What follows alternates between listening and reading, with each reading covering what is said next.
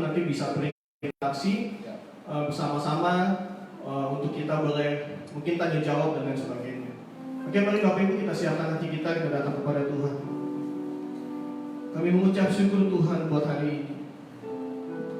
Di tengah-tengah bangsa kami yang sedang dilanda oleh virus corona Tuhan. Tapi kami mau tetap beribadah kepada Tuhan. Bahwa gereja bukan satu-satunya tempat untuk kami beribadah. Gereja hanya gedung Tuhan. Tapi kami tahu gereja yang sesungguhnya adalah hidup kami. Bait Allah yang sesungguhnya adalah hidup kami. Sebab itu hari ini Tuhan, kami berdoa buat setiap jemaat Tuhan yang ada di rumah, atau setiap orang yang menyaksikan program ini Tuhan. Kami berdoa Engkau memberkati setiap mereka. Kami membuka hati kami hari ini untuk hadirat Tuhan. Karena kami tahu hadirat Tuhan hanya dia ada di sebuah gedung gereja Tuhan. Tapi kami percaya lewat media lain juga Tuhan memakai hamba-hambamu, dan setiap firman Tuhan yang disampaikan itu jatuh di tanah yang subur Tuhan. Kami mengucap syukur buat hari ini, Kau baik Tuhan.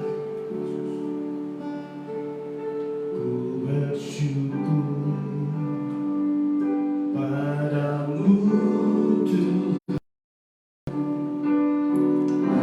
atas kasih-Mu. Ku bermasmur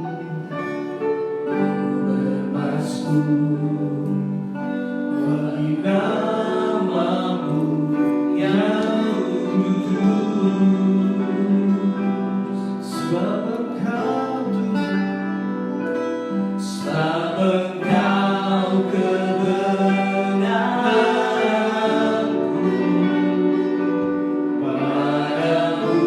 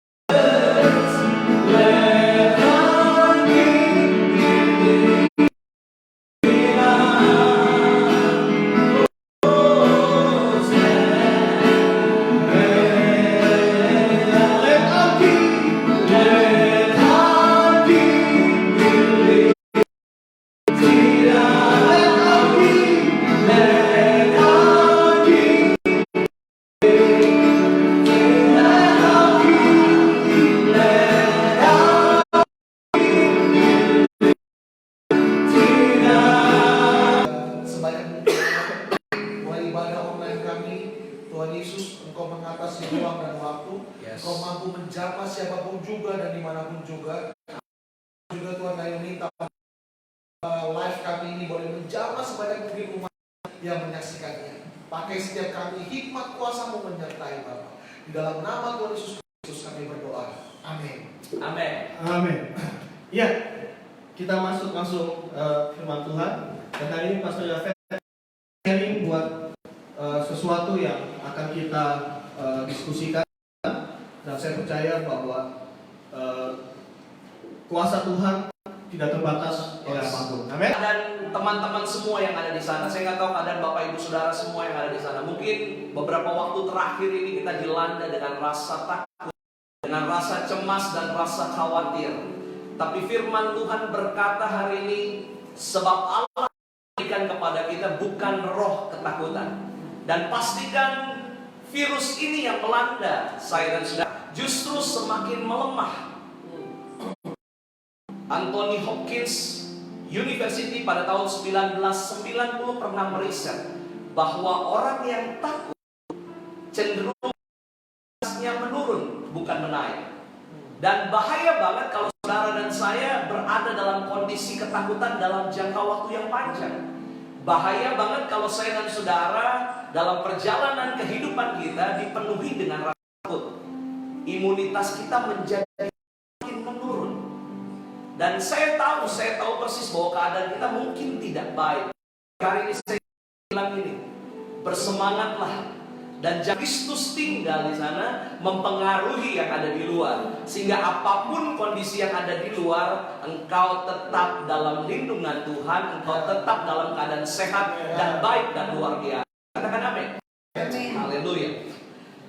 Bahaya banget dari sebuah ketakutan. Kadang-kadang kita bisa mengambil sebuah keputusan bodoh.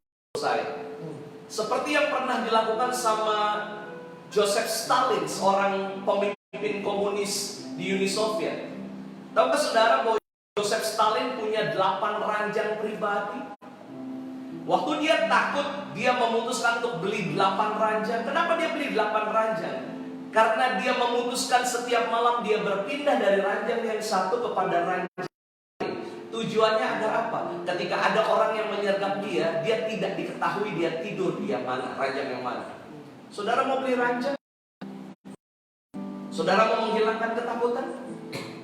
Atau saudara mau buka toko string bag? Sebetulnya itu hanya tindakan emosional. Dan sampai satu hari kelak, sebetulnya itu tidak akan terjadi apa-apa.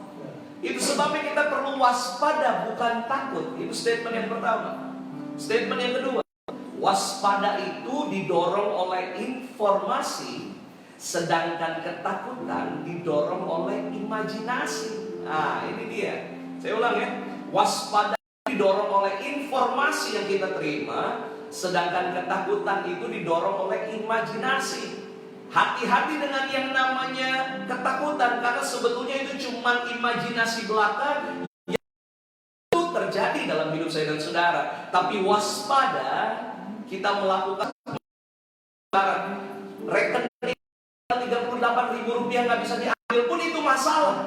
Dan yang pasti kita pasti mati.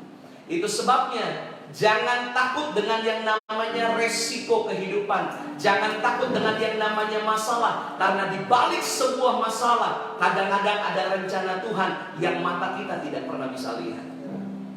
Seorang pengingat, saudara, yang terpenting bersama siapa kita pergi. Adakah Tuhan Yesus bersama kita? Adakah Allah Immanuel menyertai langkah kehidupan kita? Kalau Tuhan beserta kita, tidak ada yang perlu kita takutkan, tidak ada yang perlu kita cemaskan, karena Tuhan berjalan bersama dengan kita. Dan hari ini saya mau setiap kita, yakinlah bahwa penyertaan Tuhan itu setia. Yakinlah di masa-masa kesukaran, di masa-masa kesulitan, Dia tidak pernah tinggalkan kita. Dan yakinlah bahwa Dia tetap Allah yang berdaulat penuh dalam hidup saya dan saudara. Amin. Oh, wow. Ada amin Bapak Ibu? Amin. Luar biasa ya. Hari ini kita diberkati dengan sharing Pastor Yafet soal bagaimana kita tidak boleh hidup ketakutan. Nah, banyak banget nih Pastor David dan Pastor Leon, orang yang hidup ada sekian banyak yang udah terdeteksi cepat, gitulah. Berita-berita yang saya juga nggak tahu kebenarannya, mungkin kita juga sebagai anak Tuhan harus bisa ini nih ya, berita yang mana yang benar, mana yang enggak, jangan cepat-cepat di-share karena nanti kadang ketakutan itu membuat imunitas kita jadi menurun ya. Jadi akhirnya yang tadinya kita nggak apa-apa jadi repot. Waduh sendiri apa? Jadi apa? Nah, Pastornya pendapatnya bagaimana, Pastornya? Memang saya setuju dengan apa yang Pastor David katakan. Izin mau keluar jam 6 mau keluar jam 6 sore, kita sudah sampai di rumah. Dia pulang pagi karena nggak takut sama kita. Di sekolah gurunya dilawan sama. Kenapa dia nggak takut sama gurunya? Dia lawan petugas polisi karena kenapa? Dia nggak takut. Nyebrang jalan kiri kanan karena dia nggak takut. Lebih bahaya kan? Jadi justru takutan itu bukan overeat. Keberanian itu bukan ketiadaan rasa takut, tapi kemenangan mengatasi rasa takut. Jadi harusnya kita dalam menghadapi situasi yang kita perlukan bukan ketakutan, karena bisa menurunkan berbagai macam yang negatif lah. Dampaknya. Termasuk orang takut bisa melakukan tindakan-tindakan yang tidak semestinya. Diranjang, atau ras makanan, ya kan, ras makanan. Itu semua karena ketakutan, karena ketakutan begitu. Dan ada orang yang merasa berani melakukan tindakan-tindakan sembrono, misalkan ya, tetap ngotot bikin acara-acara besar, banyak. Itu kan yang bahaya nanti adalah gini. Saya sendiri bisa membawa kebahayaan buat orang dengan sebaliknya. Karena orang yang kena virus tersebut nggak selalu sakit loh. Nggak selalu sakit. Lalu kita membawa carrier atau kita yang kena dari orang lain. Nah itu sembrono sebetulnya. Nah kenapa kita online? Kita online ini karena kita ada di medan pertempuran corona. Kita ingin membantu pemerintah memutus mata rantai penyebaran ini. Dengan cara orang yang berhasil menang atas rasa takutnya, dia mengatasi rasa takutnya, tentunya dengan hal-hal yang positif. Nah, saya mau tambahkan sedikit kalau boleh. Boleh dong. Yesaya pasal yang ke-60 dikatakan bangkitlah menjadi teranglah. Yesaya pasal 60 ayat 1 2. Bangkitlah menjadi teranglah, sebab terangmu datang dan kemuliaan Tuhan terbit atasmu. Sebab sesungguhnya kegelapan dan kekelaman menutupi bangsa-bangsa, tetapi terang dikacau di Indonesia. Ribut cuma kota-kota besar aja. Di pedalaman tenang-tenang aja, orang di pedesaan tenang-tenang aja. Kalau di kawasan Amerika sama, semua pada lockdown, semua pada ketakutan semua. Ya kita semua pada kegelapan. Nah justru ini kita kan garam dan terang dunia, light salt kan, garam dan terang dan garam dunia. Terang itu paling bersinar terang dalam kegelapan. Dia persilakan belum di depan nih Bapak. Ya duluan. Akhirnya dibangun sama mereka. Itu cuma beberapa indomie aja. Itu sudah jadi berkat. Nggak ikut-ikutan keras makanan. Nggak ikut menyebarkan berita-berita hoax yang nggak jelas kejuruntungannya. Yang kita bisa lakukan, kita nggak keras makanan misalkan. Atau waktunya kita mendoakan orang. Datang, doakan, tengking di dalam nama Tuhan Yesus Kristus. Segala penyakit corona ini mungkin nggak sembuh, tapi biasanya mujizat itu seringkali terjadi pada masa-masa krisis. Tuhan juga bekerja di mana ada kasih karunia kan diberikan pada masa-masa kekelaman lebih besar karena yang suka. Ya kan itu kita menjadi garam dan terang dunia.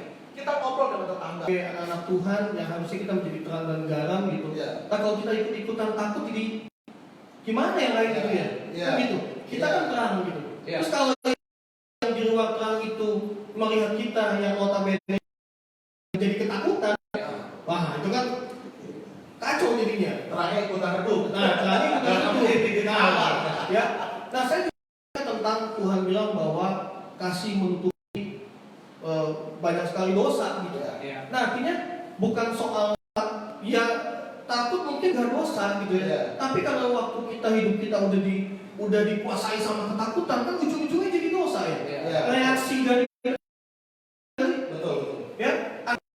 Ketimbang kita cuma hal-hal ketakutan yang kita dapat juga belum tentu benar, berita kita sebarkan yang namanya pengharapan, sehingga orang yang melihatnya, contoh tentang perbuatan-perbuatan baik yang melihatnya akhirnya orang terbangun, oh iya, aman.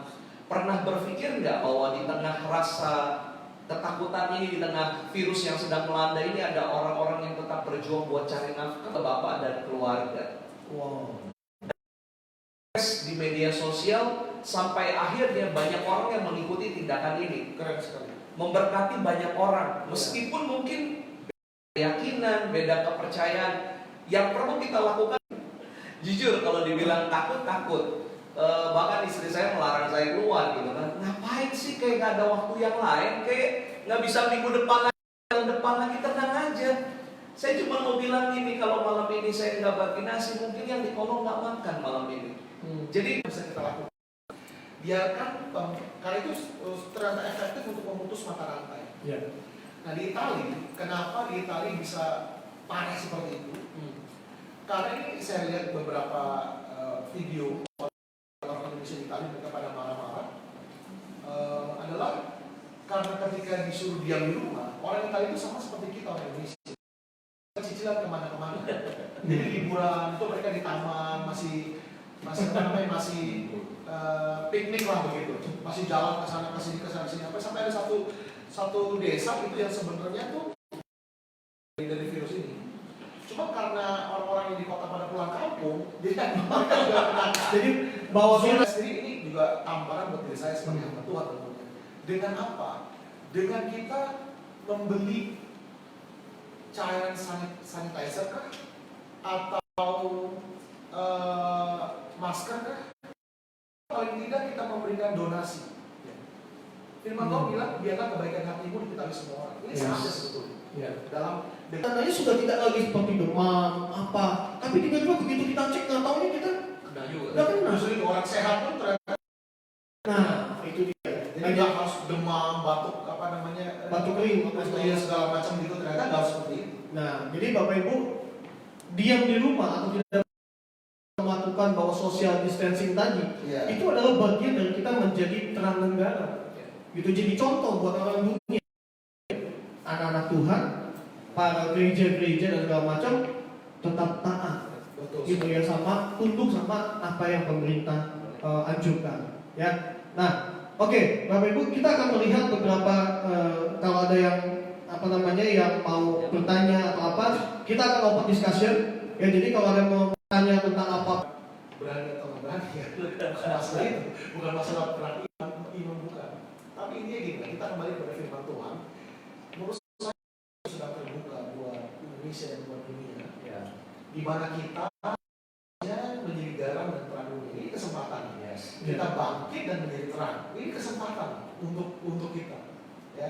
Saya bersyukur banget ada jemaat kemarin ngasih sanitizer seperti ini ya.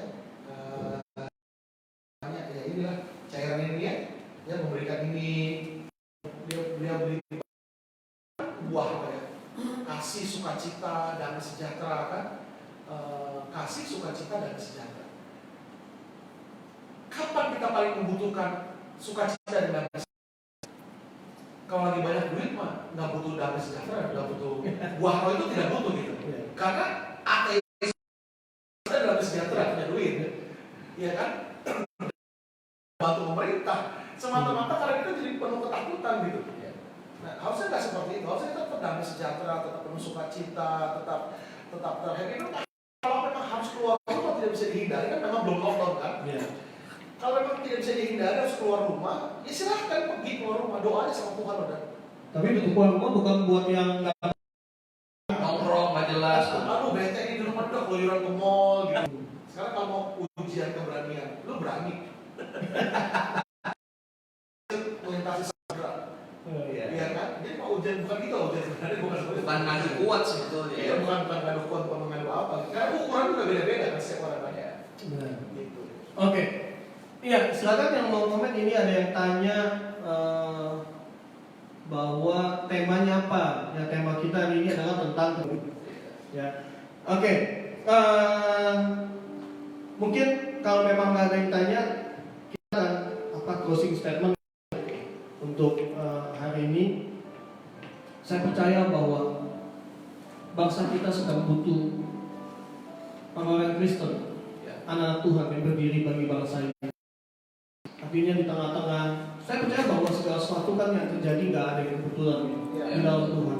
Dan kalau Tuhan izinkan bangsa kita mengalami hal seperti ini, artinya kalau bagi saya ini, Tuhan berdiri, kasih lihat sama dunia bahwa kita nggak terpecah-pecah dan kita satu. Bahwa dunia melihat bahwa kita ini satu dan kita berdiri bagi bangsa ini. Silakan Pastor Yafet, closing statement. Udah saatnya kita berhenti mengutuk kota di Cina dan di beberapa tempat. Citra satelit sebelum corona dan setelah corona, setelah lockdown, sebelum lockdown dan setelah lockdown. Itu yang tadinya penuh dengan polusi, itu bersih. Menurun.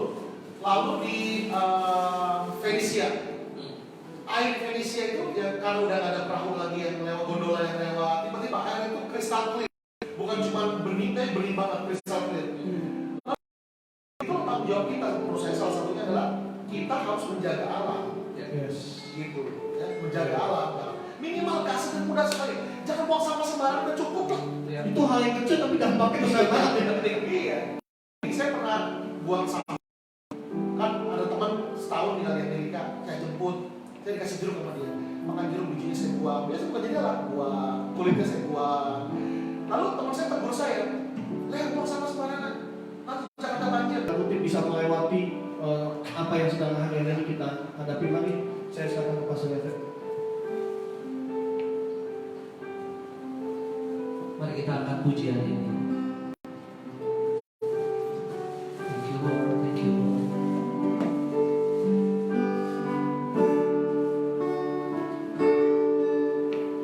Syukur untuk setiap rencanamu